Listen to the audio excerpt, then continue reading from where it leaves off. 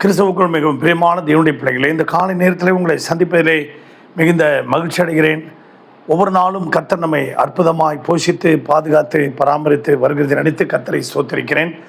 இன்றைக்கும் தியானத்துக்கு எடுத்துக்கொண்ட வேத வசனம் நீதிமொழிகள் 13:12. நெடுநாள் காத்திருப்பதே இருதயத்தை இளைக்க பண்ணும், விரும்பினது வரும்போது அது ஜீவ விருட்சம் போல் இருக்கும் என்று வேதம் சொல்லுகிறது. நீங்கள் பல நாட்களாக நீங்கள் சில காரியங்கள் நிறைவேறவில்லையே என்று காத்திருக்கலாம். அப்படியாக ஒரு தென்னை மரத்துக்கு நாம் தண்ணீர் பாய்ச்சும் பொழுது, தண்ணீர் கொடுக்கும்போது அதனுடைய வேர் வழியாக தான் அது மரத்துக்கு போகிறது.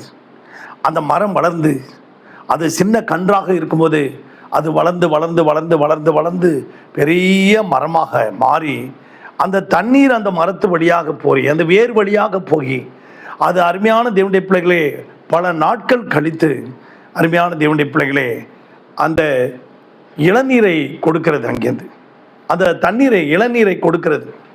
அது பாருங்க, இந்த வேர் அது நமக்கு கனி கொடுக்கலை, அந்த வேர் நமக்கு பலன் கொடுக்கலை. ஆனால் அந்த வேர் வழியாக தண்ணீர் போய் அந்த மரத்துலேருந்து அந்த சாரமெல்லாம் ஏறி அது இளநீராக மாறுகிறது. நீங்கள் எந்த தண்ணீரை வேணாலும் ஊற்றலாம். அந்த வேறு அந்த அந்த அந்த தென்னை மரத்துக்கு அந்த கழிவு நீரையோ இல்லை நல்ல தண்ணீரையோ இல்லை உப்பு தண்ணீரையோ எந்த தண்ணீரையோ நீங்கள் பாய்ச்சலாம்.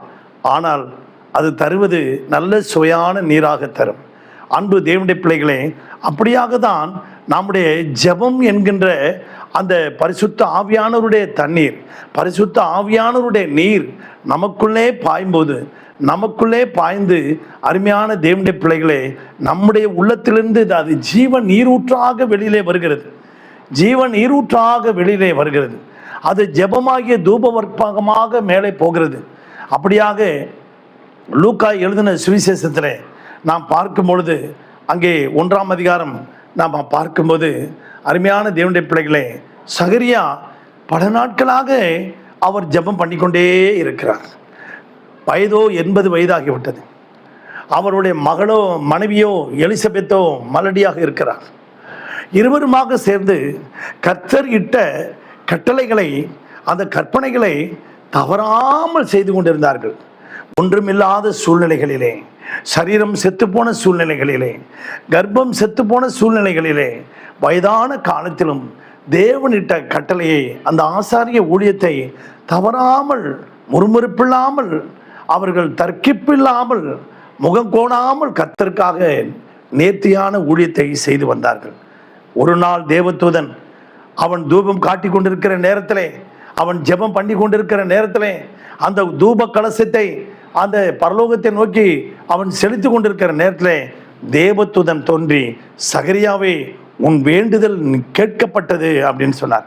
உன் வேண்டுதல் கேட்கப்பட்டது. பாருங்க, அந்த ஜெபமாகிய பரிசுத்த ஆவியானுடைய நீர் அது அப்படியே தூபவர்க்கமாக சென்று பரலோகத்துக்கு போய் அது எலிசபெத்தினுடைய வயிற்றில் ஒரு யோவான் சாணகன் என்ற கனியாக அவனுக்கு கிடைக்கிறது, அந்த தம்பதிகளுக்கு கிடைக்கிறது.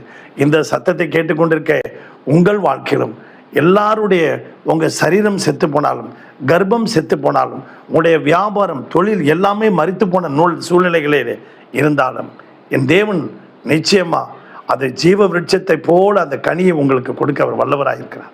நீங்கள் தொடர்ந்து இடைவிடாமல் ஜெபம் பண்ணி கொண்டே இருங்கள். தேவனிடத்திலிருந்து இரக்கம் கிடைக்கிற வரைக்கும் அவரையே நோக்கி பாருங்க. கர்த்தர் நிச்சயமாக யாக்கோபை போல போராடி ஜெபம் பண்ணுங்க. அந்த யாக்கோபு என்கிற பெயரை நீக்கி இஸ்ரவேல் என்று சொல்லி உன்னை ஆசீர்வதிக்கிற நாட்கள் வந்து விட்டது.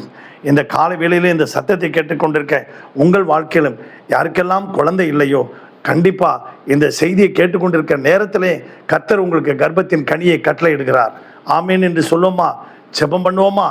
பரலோக பிதாவே, இந்த சத்தத்தை கேட்டுக்கொண்டிருக்க ஒவ்வொரு குடும்பத்தையும் ஆசீர்வதியும், அவர்கள் தேவைகளை சந்தியும் ஆண்டவரே. பல நாள் கழித்து இளநீராக மாறினது போல அந்த மரத்தின் வழியாக தண்ணீர் போய் அது இளநீராக மாறி ஆண்டவரே மக்களுக்கு பிரயோஜனம் அளித்தது போல ஆண்டவரே எங்களுடைய ஜெபமும் ஆண்டவரே தூபவர்க்கமும் பரலோகத்துக்கு சென்று அவருடைய வாழ்க்கையில் கர்ப்பத்தின் கனியை ஆண்டவரே அநேகருக்கு நீர் ஆசீர்வதித்து கொடுப்பதற்காக சோத்திரம். திருமணம் ஆகாதவர்களுக்கு, வேலை இல்லாதவர்களுக்கு கர்த்தர் எல்லா தேவைகளையும் சந்தித்து ஆசீர்வதித்து நடத்தும். உங்களுடைய கருத்தில் தாழ்த்தி ஒப்பு கொடுக்குறோம். இயேசுவின் நாமத்தில் பிதாவே, ஆமேன். God bless you everybody. Thank you.